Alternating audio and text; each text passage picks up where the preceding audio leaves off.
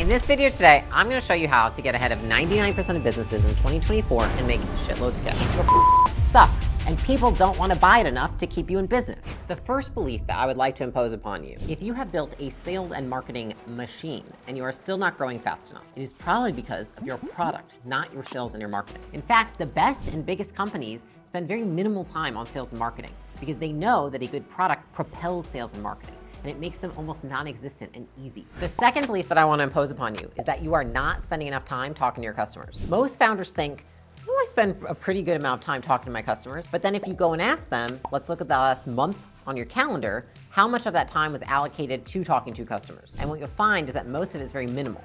And in fact, they don't have any direct contact. They only have contact through their team. And the third belief that I want to impose upon you is that you are not iterating your product enough to be great. Product is not stagnant. And if it remains stagnant, just like marketing, it will eventually go stale and it will not be cool, it will not be in demand, it will not be desirable anymore. And so the best companies that make the most money and have the most success are constantly iterating their product. So you're probably thinking, how do I know this? I had this company, it was called Gym Launch, and it was my first company that I started. People were constantly taking our exact marketing funnel, our ads and everything, because they thought that the secret to the growth that we had was that we had insane sales and marketing. And little did they know, 99.9% of our time actually went to the product. Myself and my co-founder, aka my husband, Alex, we had both spent over a decade in the fitness industry. We saw a void in the market. We said, you know what I would really like as the person who would want this product is I would have really liked this thing. Does that exist anywhere? I don't think it does. That'd be really cool if we built that. And then when we were trying to figure out how to make the product better, we were constantly talking to our customers. If I want to know what to do to improve my company, I ask my team. If I want to know what to do to improve my product, it makes sense to ask my customers. The funny thing is that I didn't think of that as a job or a chore to do. I just really liked our customers and got along with them, so I talked to them all the time. Without knowing, we unconsciously were constantly iterating the product. While it was happening, it didn't feel like, oh, we must focus on the product. It felt like common sense. If you want to make something better, ask people what they want. If you want to find out if their money is where their mouth is, try and sell it to them and see if they'll buy it. These things, when I say them out loud, I'm sure to you sound very much like common sense, but most companies still don't do it. So to put that theory to the test, with two of our first portfolio companies, we implemented a rigorous system for making sure that the product was constantly iterated. They were constantly talking to customers, and they were constantly putting the focus there so that it could make sales and marketing easy. I don't think it's a coincidence that those are the two largest companies in our portfolio, both over $100 million now. In case you haven't been convinced, maybe some of these names sound familiar. Bill Gates sat in every product review at Microsoft until he retired. Larry Ellison still runs product strategy at Oracle. Steve Jobs famously weighed in on every product decision at Apple. Mark Zuckerberg drives the product direction at Facebook. It turns out that almost all great product-oriented CEOs stay involved in the product throughout their entire career. So what I want to talk about now is what constitutes a great product? How do you know when you actually have a great product? When you look at a purchase decision, what it is essentially a decision based on the match between the offer in the marketplace and the desire of the consumer. So it's what do you offer and what do they want, and do they overlap enough for a purchase to occur? When purchases occur easily with little friction, that is when you have product market fit. And so if you look at your product and you look at your target market, the people that you sell it to, they have more reasons to buy than not to buy. That could mean that they want it more, that there are less options, that it is more innovative than a competitor. It could mean that it is a better price. It could mean that you come with different features. Said simply, if what you're selling is something people want to buy, they will buy it. If people are not buying what you have, then you don't have product market fit. The best thing to prove product market fit is just sales velocity. How much are you selling and at what rate? How easy is it to sell or how hard is it to sell?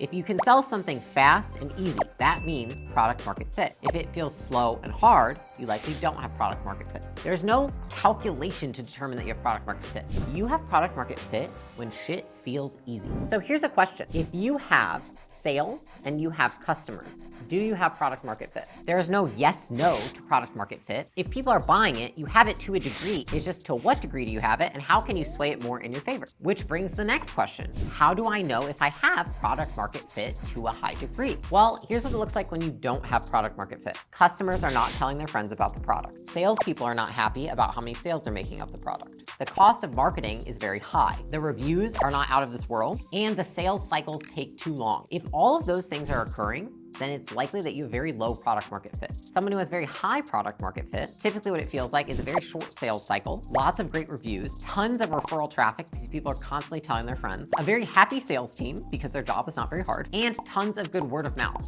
So word on the street is always good. So if you're listening to this and you're thinking, gosh, I think I have product market fit, but it's definitely not to the degree I want it to be. Like I've definitely got a slow sales cycle, or my sales team is complaining, or like the marketing cost is pretty high, then I want you to ask yourself a series of questions. First, identify the people that you sell to.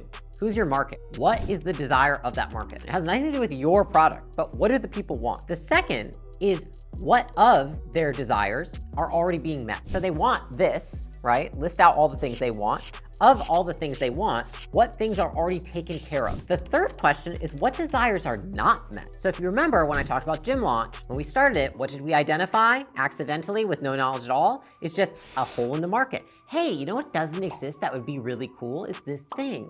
We should build that. And the last question to that is how big is the collection of buyers that want the thing that doesn't exist? So what a great product does is it solves an important set of unmet needs for a large pool of buyers. So half of you probably don't know this. There used to be this thing called BlackBerry, and BlackBerry came out around the same time as Apple. And BlackBerry and Apple essentially competed for the market. Who won? Obviously Apple won. Now why did Apple win? Well, they had a better user experience. They had a better price point. They had more of the features that people wanted in a phone. Woke up at 7 a.m. just for this day. And we are calling it iPhone. And so some people did buy the BlackBerry, but it made it much harder for BlackBerry to succeed because Apple existed, which was a better alternative, and it was more of a desired match than BlackBerry. It had more of the things people wanted and less of the things they didn't want. How can you create a product that has more of what people want and less of what they don't want? So let's take an example. I'm gonna take one from the beauty industry, which is hair extensions. What used to be is that people had hair extensions that they just put in and they would have to take out at the end of the day. And I happen to be one of those people that use those hair extensions. And what I hated was at the end of the night, every night, I felt like a freaking naked mole rat because I had to take out my hair in front of my husband. And I was like, hold on, I gotta take out my extensions. It was a pain in the ass. It took a lot of time. And I was annoyed because I was like, man, I want my hair to look good all of the time. I don't want it to just look good some of the time. And so what was the desire I had? The desire I had was to have long, thick, luscious hair. During most of the day, I had long, luscious hair. Now, what desire was not being met was that I didn't have the hair all the time. And most importantly, people knew I had extensions. And so the desire that I had to be unseen, for people to not know the hair was fake, was not being met. Insert permanent extensions. The reason for those is because there was a huge pool of women who didn't want people to know they had fake hair. So the question was, how many women don't want people to know they had fake? A fuck ton of them didn't want people to know they had fake hair. If you look at the market for fake hair, there's a larger market for permanent extensions rather than clip-ins. And that is how those were born, is because there's an unmet need from the clip-in extensions themselves. Now the next piece is let's put it through what we call the Ellis test. Sean Ellis was the co-founder of the growth hacking movement, and he coined this term. The test is to ask the buyers, how would you feel if you could no longer use this product? Then what you do from that test is you're gonna measure the amount of people who say very disappointed. And that makes it clear that this product is a must to them. Let's use the same example we just had of hair extensions. If somebody said you can never have permanent hair extensions again, I would be very fucking disappointed. I would be pissed. I would be like, are you fucking kidding me? What? What you want is you want over 40% of people to say that they would be very disappointed. And if over 40% of people say that they would be very disappointed if your product no longer existed, then you have very high product market fit. The question is, have you built a product that would truly disappoint customers if they didn't have it? Or did you just copy somebody else's product? Which means like there's virtually no way that you'll have product market fit because you just copied somebody else, which means the demand is already met. You're just another one of the people in the market. That's why I like to walk people through this exercise, because business is fucking hard if your product sucks. And a lot of people don't know their product sucks because they get enough money and enough sales to have a business. You can get a business to 10 million a year, 15 million a year and not have product market fit. But I can tell you what it feels like inside those businesses, and it's fucking hard day after day. And I know that because I look at hundreds of businesses every week who don't have it. And if you can take the energy that you're putting on hard mode to every function of your business and take all that energy back and put it just into the product, you will have a much higher return on your effort. When you are able to build a company around a product that doesn't have strong product market fit, what I say when I see these companies and what our team says is they have made it there through true brute force effort. They have 10 out of 10 marketing. They have 10 out of 10 sales. They have 10 out of 10 HR, customer success, finance, meaning they are doing all the right things in every department. They're following the right playbooks. They have watched our content to a T. And for some reason, it feels hard. they're still losing customers way more than they could ever expect. They're still not getting customers at the cost they would expect. And they're still losing employees on a consistent basis despite putting a ton of effort into getting the right talent. These are local issues that tie back to a global issue, which is that your product sucks and people don't want to buy it enough to keep you in business. And so you have to compensate by trying to make every other function 10 out of 10 because your product is a 1 out of 10. And the thing is that you can only compensate so long. It's like living on hard mode. And the easier thing to do, which I'd say it's harder in the short term, easier in the long term, is to refocus on the product and rethink. Is this the best way for me to deliver value to a customer? Is this the most valuable thing I can deliver to a customer? And then ask yourself, am I serving the right customers? If this is the most valuable thing you can deliver and they do not want to buy it, then maybe you have the wrong customer. If it's not the most valuable thing you can deliver, then maybe you have the wrong product. For some people that are watching this video, the reason that your product sucks is that you do not understand your customer base. For other people, you understand your customer base, but you have not put enough time into the product. It's typically one or the other. Either way, it creates this business that's just run on hard mode. And I've seen it many times where I walk into a business, I look at it and I'm like, oh, they don't have product market fit. But with a few configurations, we can get them there. And the cool thing is that if you are playing on hard mode and you've maxed out every other function in your business and then you change the product, then you're set up for success. So if you're still sitting here and you're thinking, that's all well and good, but I'm still confused as to, do I have a great product or not? I wanna walk you through some metrics that you can apply to your business so you can analyze if you actually have a great product. The first frame that I will give you to analyze if you have a good product or not is the model itself, which is the purchasing model of your product. There's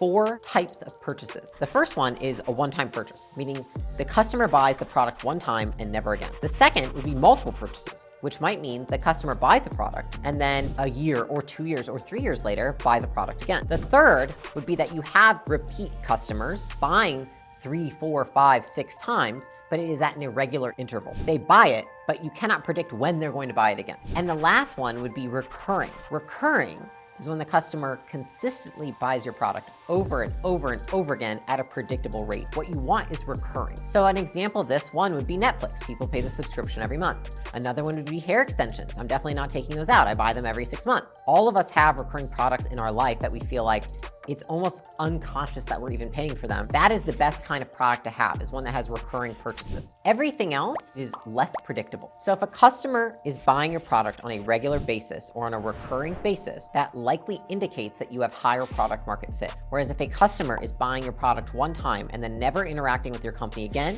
you likely have low product market fit, and the other two would say that you're in the middle. The second way to measure product market fit is through price. What this means is through gross margins. So like, for example, at acquisition.com, when we look at the gross margins of a business, that tells me if they have high product market fit or not because of this. It is a measure of how much of your product cost you can pass on to your customer. The more desire somebody has for a product, the more they will pay, therefore the more cost you can pass on. Meaning that if you have higher product market fit, then you will have better gross margins. Or said a different way, how much of a premium can you charge for your product or service? How high of a price point can you demand for? How much of a premium do you have on your product or service? What are your gross margins? How much of the cost can you pass on to the customer because their willingness to pay is so high? If you look at a premium leader in a space, let's look at hot sauce. Who came in and is now a premium leader? And I would bet you their gross margins are fucking insane. Truff. Most hot sauce costs anywhere around like $4.99 to $5.99, maybe at the higher end like $9.99. Truff came in and they charged anywhere from $15 to $35 for a bottle of hot sauce. Hot sauce, which means the willingness to pay of the customer is incredibly high. And why? Because I think anyone that's tried Truff would say they have a hot sauce like no other. I can't live without it. I eat it on everything. I happen to be one of those people. I love Truff. I buy it religiously. I think it tastes better than all the other hot sauces. Therefore, I am willing to pay more to have the product. And then the last one is just price, which is how much is your customer willing to pay for your product in comparison with your competitors. If somebody is willing to pay more for your product in comparison to everybody else on the market, then that means that you have high product market fit. When we start our company, Gym Launch, a company that you could say would be even in the same stratosphere, because I did feel it was very different compared to most companies, they would charge probably anywhere around $500 a month for their product on the high end. Our product cost in the first month $4,000. And for the first year, it was $38,000. So what does that tell me? right? It tells me that we had high product market fit. People were willing to pay more for our product or service than they were any other company. Because the reality is, if somebody can get the same product or service from a different company that charges less, they will do it. But if you offer something that those companies do not offer, and you meet the need that they have not met, then they will pay more for it. Let's look at the eyelash industry. So we had glue-on eyelashes. Then what came in was eyelash extensions, which is you go into a place, they put eyelash extensions on your eyes, they last for about 2 weeks, and then you go back and you have to get them done again. The unmet need in the marketplace was that going into the eyelash place, it would take about 2 hours where you just lie there with your eyes closed and you can't do shit. The other piece to it was that they would fall off quite frequently, and in order to fix them, you would have to go into the studio again. You couldn't fix it on your own. Introduce Lashify Falscara. What did they find in the market? They found the unmet need, which was that women wanted an option to have a more natural looking eyelash that didn't take 2 hours every 2 weeks, and that they could fix themselves if it fell off. That's why they're blowing up. The interesting thing is that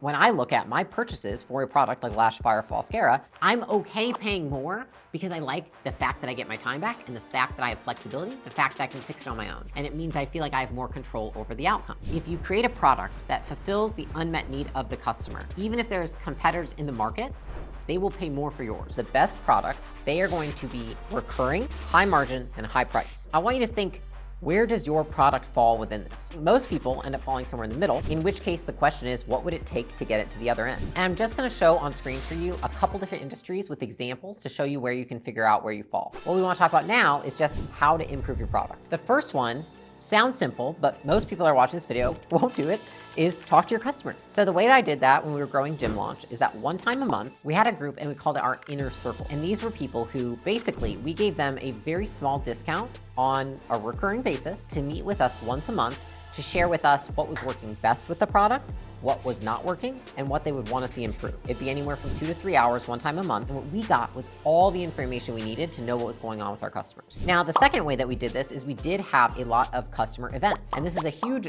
upside to people that have, software products. They've got products that they don't get to see and talk with the customers frequently. You could also use it as an upsell opportunity if you want to capitalize on that. But I think one of the most beneficial things about us having a semi-annual event is that we got to talk to people, we got to hear their stories, and we got to hear what they liked and what they didn't like. Now, the third thing that you can do is you can ensure that your team is constantly talking to your customers and documenting the conversation. Most people have some sort of customer success or customer service team. Whatever it is, whoever's talking with the customers, what I used to do in Gym Launch, once a month, I would survey everybody who's in a customer-facing role, and I would ask them the questions. What do you think if we added to the product would make it a product that people would never want to leave? The second question I would ask is that what if we took away from the product, do you think would cause everyone to leave? Those were the two questions I would ask. What would make more people stay? What would make more people go? Now, you could also ask this directly to your customers, but I also liked getting it from a team perspective. And the thing is, I think oftentimes we think, gosh, there's no way that my team who has none of the same knowledge or information, all this insight on business that I do at the top of my ivory tower would know how to improve my product. You know who invented the Frappuccino? Was a barista at Starbucks. She invented it. She made it for a customer out of thin air. Most of the innovations actually at Starbucks come from the front line, or baristas, the people talking to the customers all day. They're the ones that receive the feedback. Whoever's closest to the feedback has the most information or knowledge on the product and on the customers. So it makes sense that they would understand what are the unmet desires, that if we could meet those desires, we could have a better product, we could improve our product, and we could charge more. So what that means for you is you as the CEO or founder of the business who has all this information, all this tacit business knowledge, imagine if you talked to more customers. What kind of ideas would you come up with? If the barista can come up with the Frappuccino, imagine what Howard Schultz could come up with. The next thing you want to do is that you want to take all the information from the survey you give to your team, the information you collect with your customers, and you want to write all of it down in a list. And then what you want to do with that list is you want to prioritize it. What things did you most frequently hear from your customers? Features that they mentioned, products that they mentioned, whatever it might be, extra add-ons to your service, whatever it was. The highest frequency things that were mentioned from all the interactions, those go at the top of the list, because essentially what you want to do is create a product backlog. This is something that's done in software people don't often do in other businesses, at least other small businesses. Big businesses always have a product roadmap. And that's essentially what this is. If you're watching this and you're like, this is a product roadmap. Yes, it's a product roadmap. This is like base level, very scrappy product roadmap, which is just, let's write down in a list, in order of importance, the things that we're gonna do to the product. Now, does that mean we do them all at once? No. It means that we're going to try to do the highest return things on the product sooner. Which one of these things on this list of 30, if done tomorrow, would provide the company and the customer with the highest return? Return means it would improve product market fit the most. That's the first thing you want to start with, and then everything should go within that order down. You always want to be putting your effort into the constraint that's going to provide you with the highest return on your effort. And then what you want to do with that list is I want you to revisit it every 4 weeks. And I want you to say, does this order and do these things still make sense given the knowledge I have now? Because here's the thing, what can happen is that you have this list, you're like, I'm amazing, I'm set for like 2 years. Do you think things in the market are going to change in 2 years? Think about how many things have changed for your phone. Think about how many things have changed with the software you use. Think about how many things have changed with the clothing you buy in the last 2 years. That is the same rate of change that your product will most likely experience if you want to have high product market fit. There is all of this list that you have, and then there is what is happening in the marketplace. And you have to be able to look at the two and say, are these things still relevant? And is this order still the best order? And that's what you want to be looking at every 4 weeks to make sure that you are on track. And then the third step to fixing your product is to constantly iterate and commit to testing and learning. Does that mean that everything we try is something that sticks? No. So a lot of people get really intimidated. They're like, well, I don't know about changing this because we're not changing it. We're just gonna try this. We're gonna try one thing at a time, see the result, and then decide if we're going to move forward or not. Do we need to change it? Do we need to improve it? What do we need to do differently? So I want you to approach your product with an experimental mindset, because the best companies are always doing that. They're just throwing stuff out there and saying like, I think this is what they want. Let's try and see. Let's pitch it to a few customers. Let's make an MVP and let's get it out there. Let's make a limited supply and let's sell it. There's a lot of ways that you can try to crank down on the list that you have, and you can do it in a safe environment where you're not committing to a long-term, like 1 to 2 year product change. So there's 2 ways that people go wrong here. One is that they think that this list is now the Bible that they must go by and that every change must occur and it is permanent. And that's not the case. This list will probably change, things will get thrown out, things will change, and lots of it will be temporary. The second place that people go wrong is that they test too much at once. But the thing is, when you do all of it at once, how do you know what causes the success? So when you really dramatically increase product market fit, how do you know which thing it was that you did? And not knowing what causes success is just as dangerous as knowing and doing nothing. Isolate the variables, and we only test one thing at a time. Let's say that hypothetically, you take this video and you actually act on it, and you do something to your product. What are the things that would have to happen to prove that you now have better product market fit? So let's take what we talked about in the beginning, what it feels like when it's really hard and you don't have it, and let's reverse engineer that. If you have a really good product that's really compelling and then it fills the need for an unmet desire, you probably have an easy time marketing it. So you probably actually don't need as skilled of a team to even market it, because the product basically markets itself, because there's nothing else out there that does what it does. That would also mean that sales would probably be fairly easy, because if there's nothing else out there that does what it does, it means that it'd probably be an easy time selling customers. In fact, it wouldn't really be a sale. It'd be more of like, I don't know, taking orders. So you probably wouldn't need as big of a sales team. You probably wouldn't have to pay as much commission. You probably wouldn't need some huge customer success or customer service team, because I doubt that people would be inquiring, saying they were complaining about the product much, because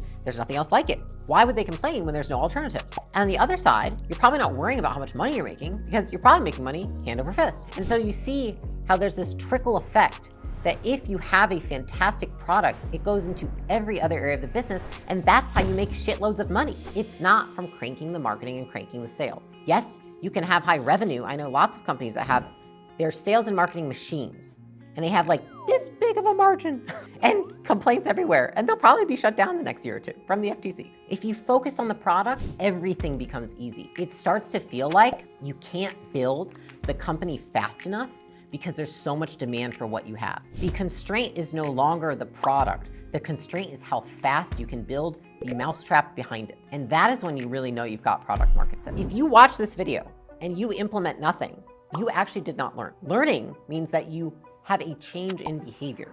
So I want to give you 4 things you can do to change your behavior, AKA get smarter, after watching this video. The first thing is determine who owns the product. It is probably you if you have a very small company. If you have a larger company, I would say that typically somebody in customer success or sales tends to be apt with product. It doesn't need to be someone's full-time job right now. You need someone that can help own this process, right? This very light process at the moment. The second is you want to set up with that person, whether it's you or somebody else, a regular cadence for talking to customers. What group of customers are you going to meet with on a regular basis? Set up the recurring meeting, and then give them an incentive to do this with you. Third is create your backlog. Create your list in order of what you're going to do to make the product better, and then make sure that you or the person who owns the product is checking it once a month to decide, is this still relevant? Do I need to change anything? Has anything changed in the market? And the last one is determine what you're gonna start off with. What's your first test?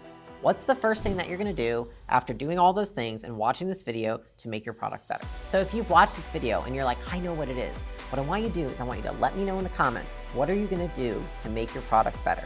What are you gonna do to increase product market fit? And what are you gonna do to blow this shit out of the water? What one of these things can you commit to over the next 30 days?